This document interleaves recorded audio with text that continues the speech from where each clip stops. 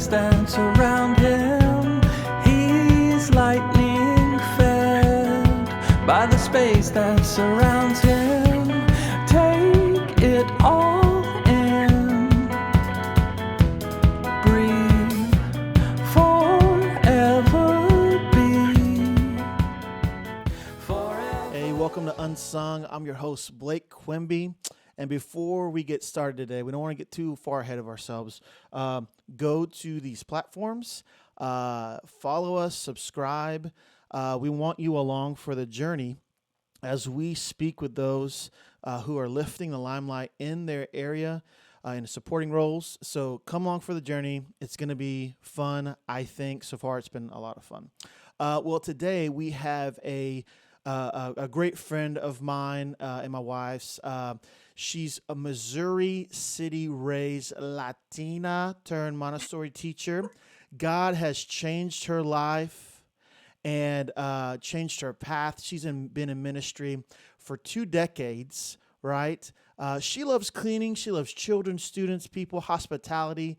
She's a Bible study leader, a prayer partner, and she does these awesome, fun announcements for her church.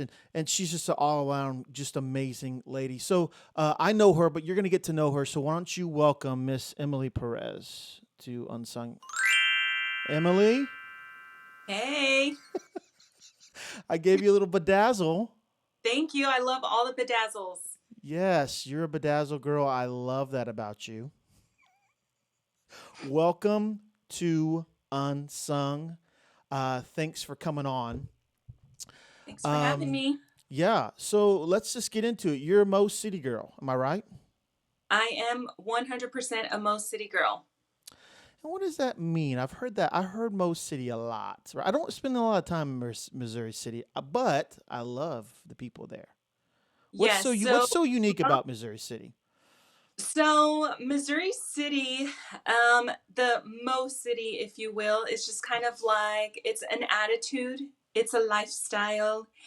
When people usually who come out of Missouri City are pretty tough people, they're very resilient. They know how to make $1 out of 15 cents, as they say. They are go-getters. They're the kind of people that you definitely like to have around. That's awesome. So that means that if I get bullied or something, you're gonna come. You got the muscle, right? You're strong. 100%. I love that. I love that about you. Now, you are married. How long have you been married to your awesome, talented, handsome husband? Look at that. Isn't that fun? Wow, cute. I believe we've been married this month is going to be 12 years, Wow. something like that. But 12 together in years. total will be like 18 years. Incredible. Yeah, incredible. You guys are super duper handsome couple. Now, there's another man in your life that we like to call Mr. George Strait. Look at that guy. That Look at him. that is right, the one and only. Look at him. I mean, he's got the he's got the He's got rope. everything, the belt buckle. Yeah, yeah. I mean, He could be from Mo City. I mean, who knows? The best George Strait song for me, I think, at my age is Troubadour. mm, Because he talks a lot about like when he was younger and how he's evolved from, just being like wild and free. And then now he's just like older and just how life changes. I I love it, relate to George. Troubadour a lot. I was a young troubadour, right? That's When I right. rode in. Mhm. I know you sing. You're a good singer. I'm not. I'm not a good singer. Well, I do sing every day at circle time for my kids. So really, in a way, I do sing every single day. I sing to 18 children all day, every day. Oh my Lord. I was just reading your bio and I thought I knew a lot about you. I've known you for a while now. But my wife has actually known you longer than I. She told me today, she's like, listen, I've known her longer than you. So maybe I Yeah. should be interviewing her. Yeah. But you said this. You said, you think you're tough? You really think you're tough? Try being in a class of 15 plus 5-year-olds and get them all to sit down and learn about Jesus. That's right. talk about intimidating. I mean, all I have to do every Monday, walk in, turn on some lights, turn on some things, and then just start working. But you're like, no, I've got to. There's a process to everything I do. Probably right. Oh, for sure. Yes. 100% yes. Now, what made you want to be a teacher? What sparked your interest to do that? Well, actually, it was through this one of what I would call like one of the hardest seasons, probably like my biggest failure in my life, Mm, was I was going to nursing school and I had the intention of going because I wanted to make money.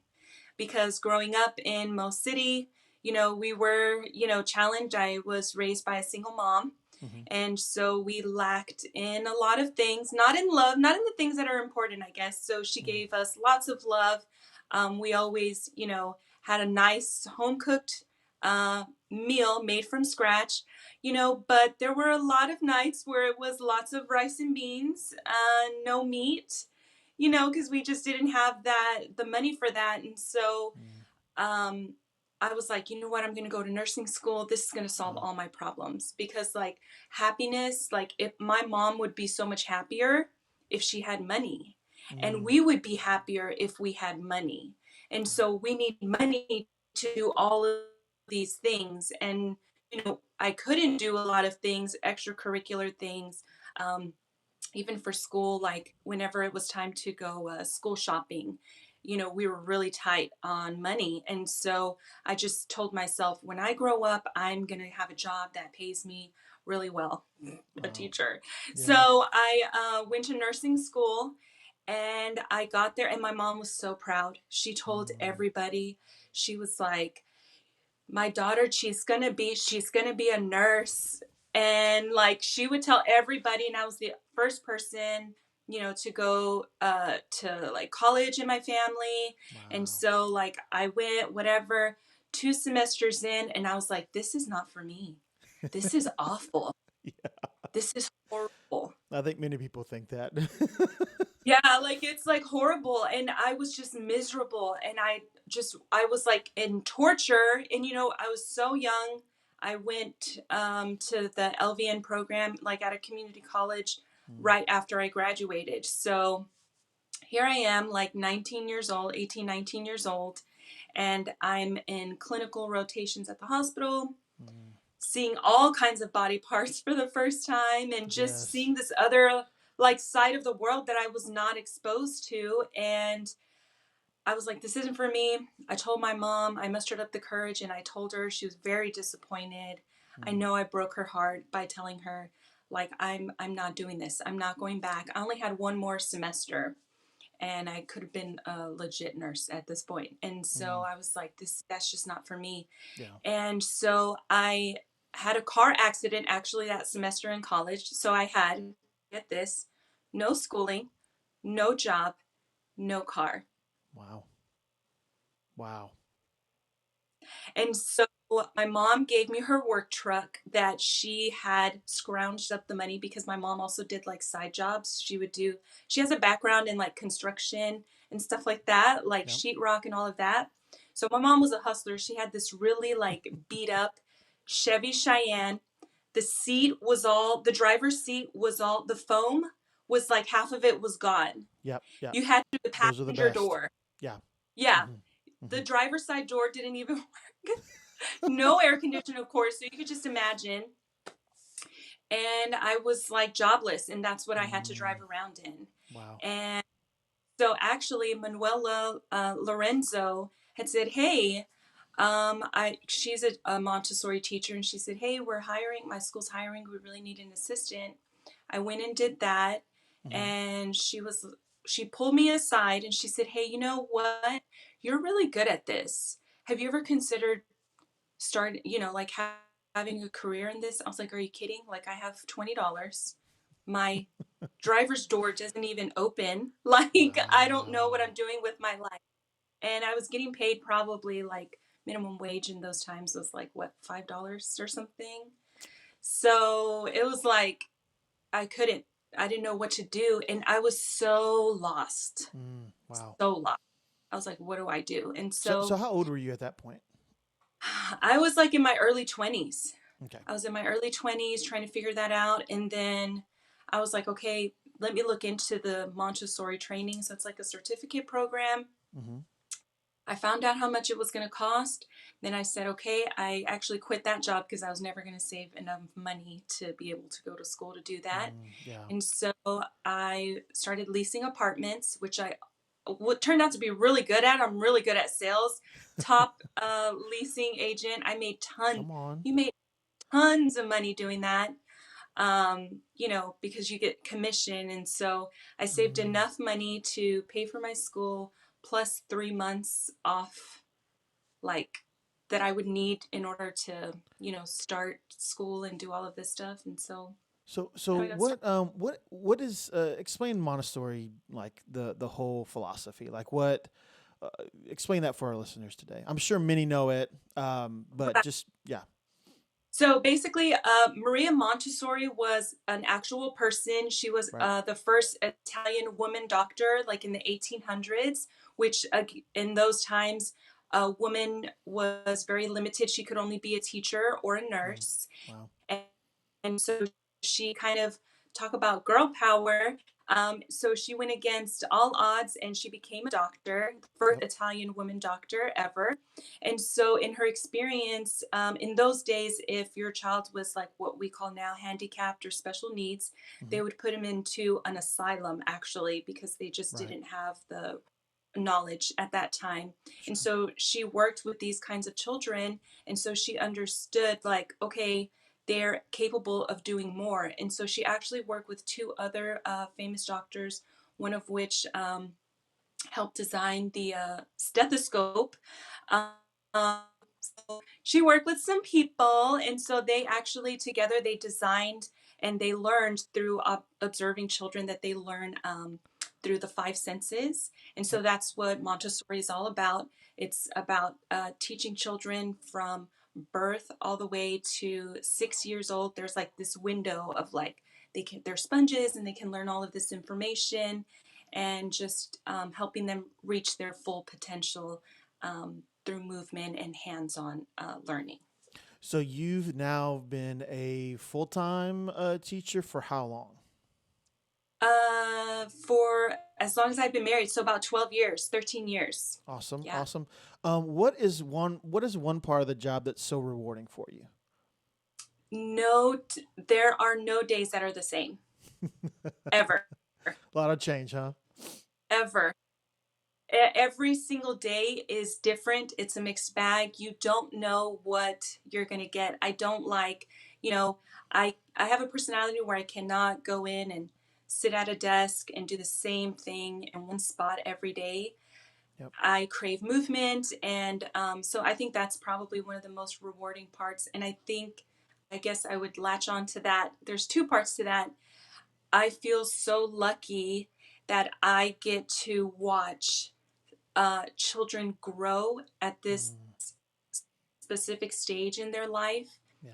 And I'm never going to get to see that again. It's unique for each child. And so I just think that's magical to see that, to see them grow. Yeah, that's awesome. And how do you see because the teacher and the parent relationship is probably pretty huge where you're at, and I would think hopefully it's everywhere, right? So, do you see it as a team game? How do you see that relationship just with cultivating those young minds? So I believe that it's probably one of the most important things that you can do as an educator is Mm, to really build that relationship with parents. Children are in your care yep. more than their care, because they're with me 5 days a week, for a very long time, eight Yes. plus hours a day or so. And, when they're crying, I'm there. When they're happy, I'm there. When they're sad or they're sick, I'm there. And so, really kind of getting to understand first, okay, what their parenting style is like, Right. and getting to know them, and kind of what their goals are as a family, uh, is important to help for me to gauge based on my experience in a non-judgmental way, Sure. just to kind of understand, okay, this is where this child's at. Okay, now I know where to go from here and how to communicate, what style they communicate. in best as well. Yeah, that sounds like fun to me. I would have loved to have been in that type of atmosphere. Um, I mean, at the end of the day, you look back, right? You get older. I'm like, man, I'm getting older. I'm like 41 now. I'm like, can you believe that? I'm, Crazy. I'm getting up there, right? We're all getting Right. up there. So like, you look back at school, and it was fine. Had good people, good teachers and friends and all that. But I see how I just learned differently now. I wish I would have realized it when I was younger. Maybe I'm sure my parents did, but we just did, public school and private school. But like for me, like yeah, I don't. Sitting all day is something I want to be up and moving. I want to be doing things. That's how I learn. My son is a lot of Reese is a lot of the same way like me, and so I see like there's a lot of value in what you do.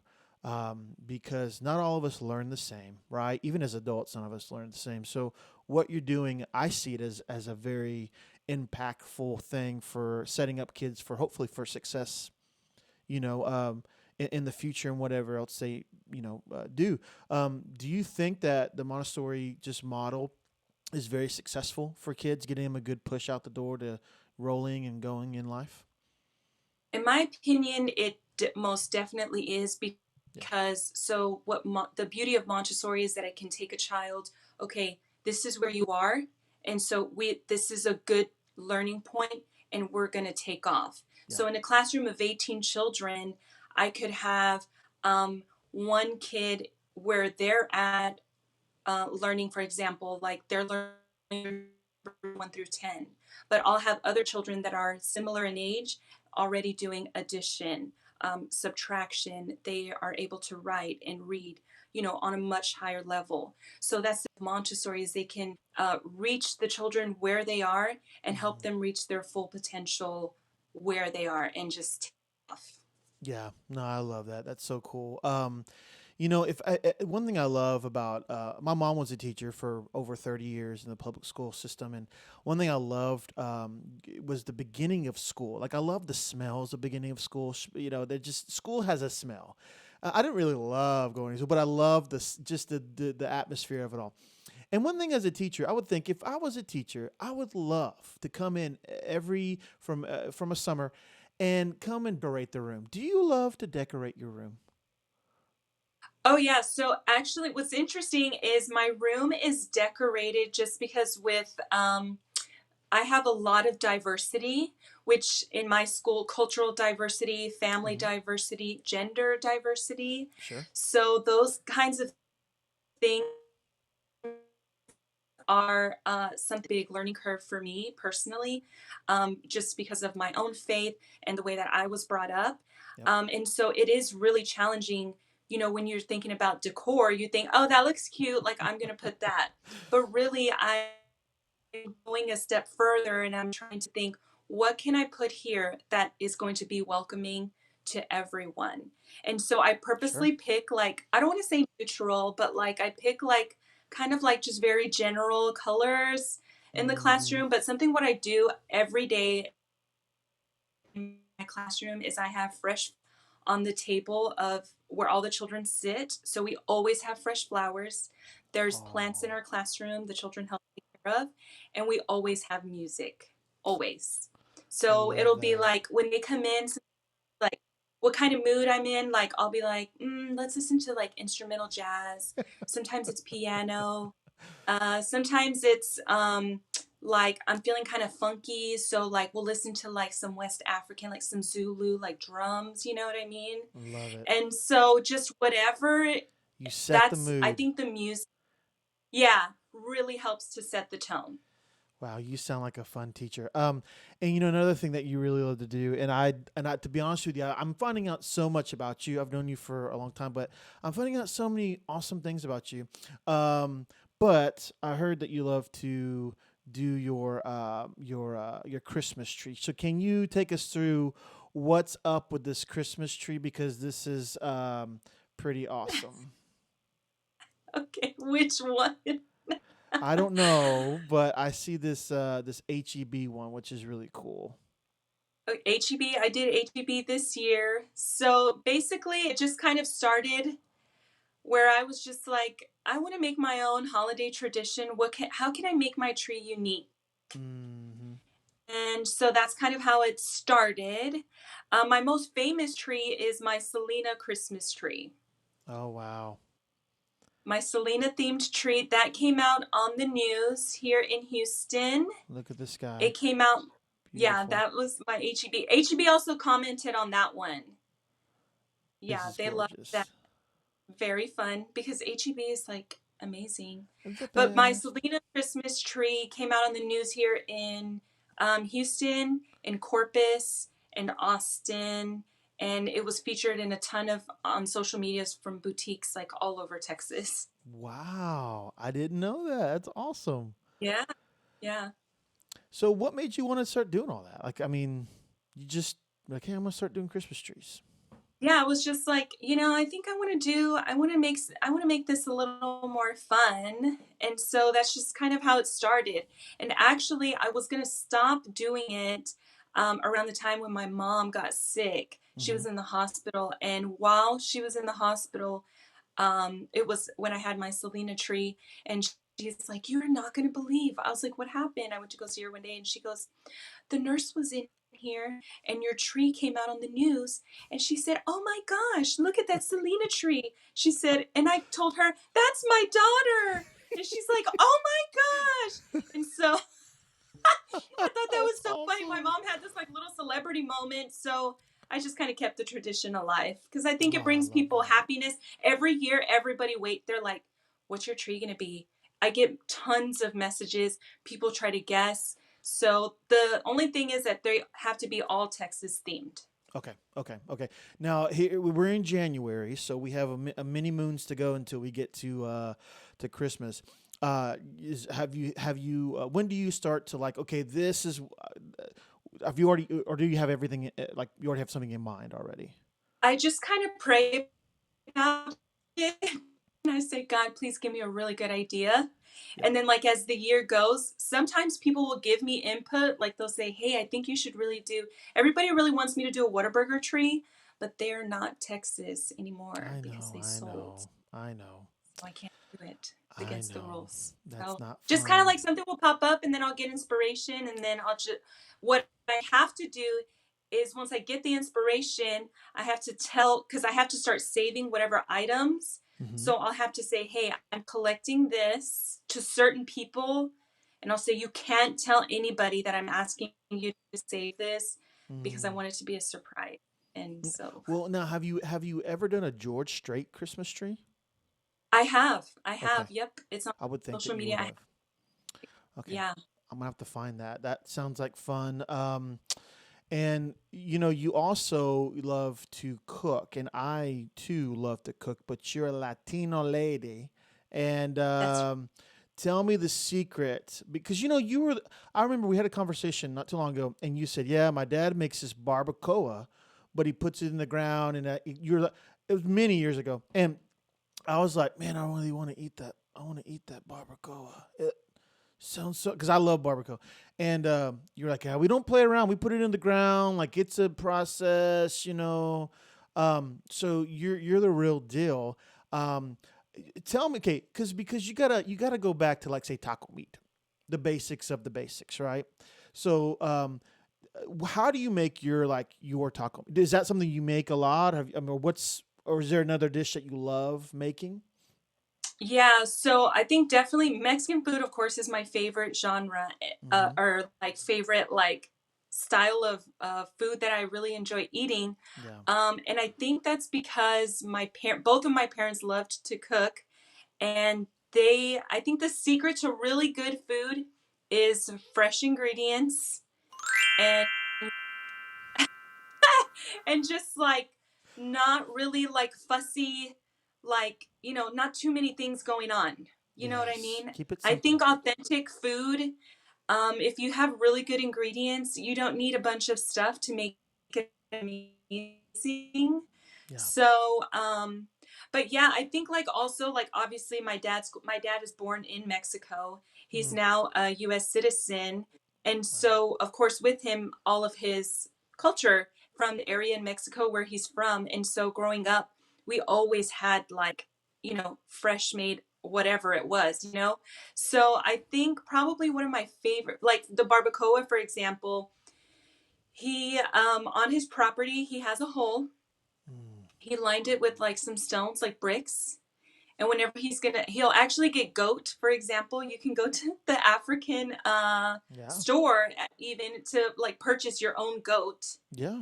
And so like he'll just go like it goes like that deep. And That's so he'll do awesome. that, bring it, prepare it, not really fussy, on it, wraps it like in a banana leaf kind of thing, and some like an Mm. agave leaf. And so then he puts that in the ground, covers it, and then covers the lid with hot coals and lets it cook overnight. Wow. And then he'll take it out of the ground, and it is so moist, so good. And so we usually, when he's because the hot coals will be there, he'll just put the corn tortillas on the hot coals, and then you Wow. just get the meat. We never have plates. Like there's never plates at my dad's house. It's just like the tortilla is your plate. Right. And so like he'll make homemade salsa, and you know, that's That's it.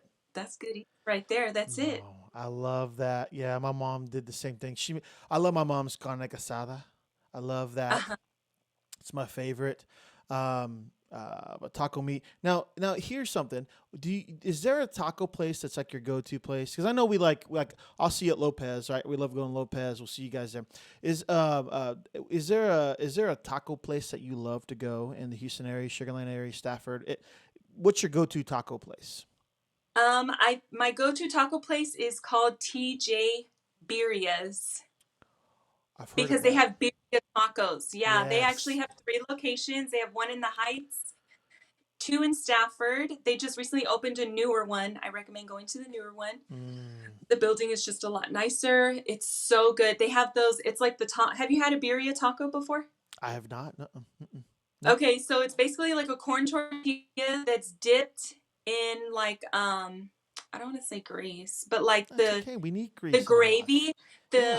the juice of the Yeah. meat that it's Mm, cooked in, so and good. they put that on the grill, Mm, and then they put cheese and shredded beef like mm, in there, close it so it's kind of like a quesadilla, yes. but then they serve it to you with a cup uh, of the Mm, like the juice, and you yes. get the said taco and you dip it into that, and then so good. This is I've amazing. gotten so many people addicted to TJ Birria's. They need to start paying me. Yeah, yeah, yeah. Michael's been on me. He had told me a little bit about that. So we should just go now. We should just Yeah, go. We'll be done and we'll meet right you there. I'm excited away. about that. So you eat all this food, right? But then also you work out. Now, do you work out every day? Are you pretty religious about it? You're like, hey, I'm gonna shoot for 3 days a week because I'm going to TJ's like twice a week or 3 days. Like, Yeah, yeah. what is your goal every week? So I typically try to work out minimum 4 to 5 times a week. I usually will do like strength training, weights, and then I'll do spin class. Is like my newly found sort of new passion. Mm-hmm. So I go to class about twice a week. Yeah, Crystal tried spin classes. She came home. She's like, "Honey, I'm hurting." She's like, Yeah, it was hard." it hurts in parts. I'm not gonna say Yes, which part. yes, you can do the math. And she's like, Yeah, "I don't know if that's for me." She's like, "I'm just gonna stick to running." So yeah, like, yeah. Which running is really hard. It's yeah, really hard. I'm not a good runner at all. no, yeah, no, I don't like it either. I quit running after like the second grade. I'm like, I'm done. I'm finished. It's not fun Yeah. anymore.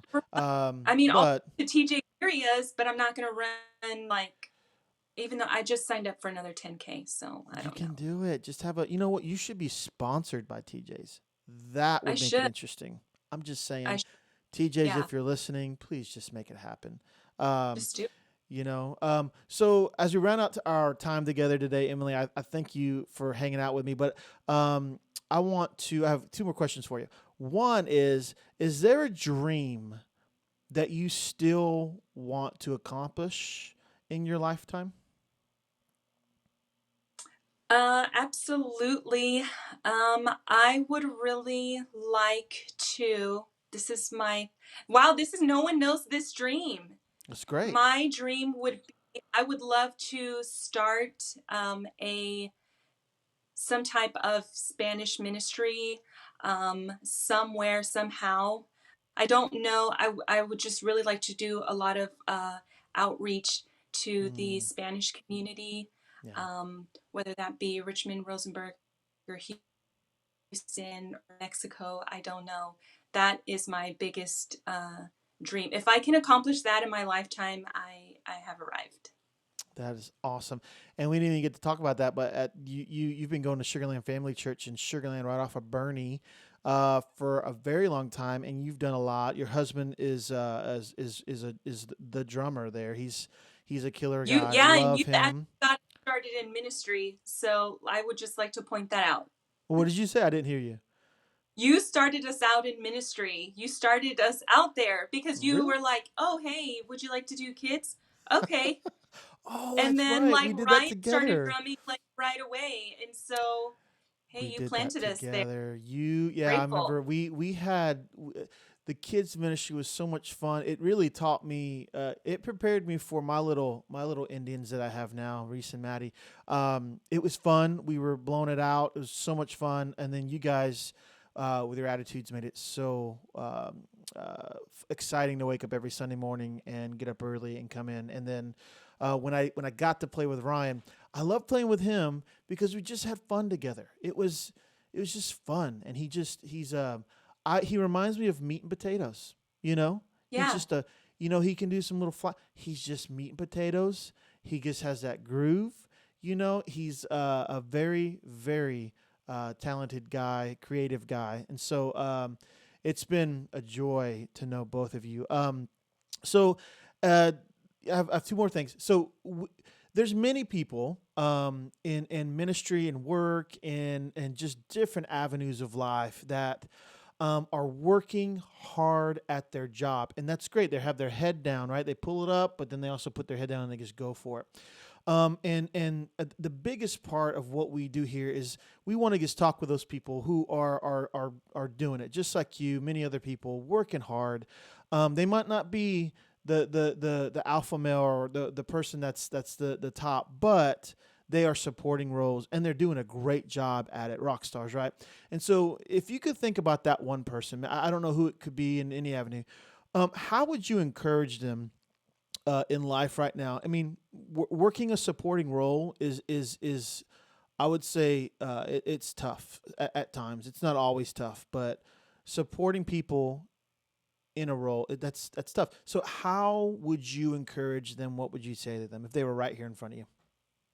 I would tell them number one, they need to please take care of themselves Hmm. physically, spiritually, emotionally. You cannot pour from an empty cup. And I think I've learned that, the hard way many a times. And so definitely just take care of themselves. And I think the other part to that is that they're seen. A lot of times maybe they're not recognized, but there are people that see them for their very important gifts, and to just Yeah. remember that that's so important, and that they're loved. I think that's also important, no matter what job you're doing, big, small, ministry, out of ministry. you know you've got to give it your 100%. And I think that's what God's calling us to, is to just continue in excellence by taking care of ourselves and doing the best that we can. That's great, and you share that on your Instagram, Montessori Mindset. So if you go to on Instagram, you can find her there, and you can. She has some really cool little things she does, just different creative things she's doing. And then she had some burnout things that she posted. I read it. I was like, oh man, this is so encouraging. So if you want to get encouraged, you go to her Instagram account and follow her and support her. One thing we love to do here is we love to not only hear your story, but we love to encourage you, our guests, when they come on. And so I had some people tell me a few things about you. When they think Emily Perez, what do they think? And here are some words: hardworking, caring, funny, always encouraging, thoughtful, great teacher. And then here are three more. And I think these are one of the biggest ones: faithful, committed, and dedicated. that's how people see you in your community where you are. What you're doing is making an impact, and it's been making an impact for 12 years. And I think that you have that type of stamp, right, that you can stamp on people's lives, that it'll be a lifetime stamp that they never, ever forget Miss Perez or Emily in their life. And so it's so important for us to know where we are, know where we stand with people, but know how much people care and support you and want to encourage you. And they truly cherish you, Emily, and all that you do. So thank you for being that person that just pushes through, has a great attitude, works so hard. It's seen, you're seen, and you are a blessing to so many. So I want to say you're awesome. We love you. That's right. Thank you so much. So I'm make gonna sure, cry now. yeah, hey, go for it. We haven't had a crier yet, so you be the first one, and I would love it. The horses, hey, again, the horses right here. The horses are here for your comfort. The cowboy rides away. That's right. Come on, George, if you're listening. Hey, thank you again for spending time with us. And again, make sure you check out her on Instagram. Follow her. She has some fun stuff she's doing. Always creative. Always a good time. Emily Perez, thank you for being on the podcast today. Bye. All right, girl. No longer dead to this place that's around him. He's lightning fast. We want to thank beautiful contributors for allowing us to use their music for the Unsung podcast. You can support them by going to any platform, anywhere you listen to music, and purchasing and listening to their music. They also might have some vinyl or CD still available. You can reach out to them, but support beautiful contributors.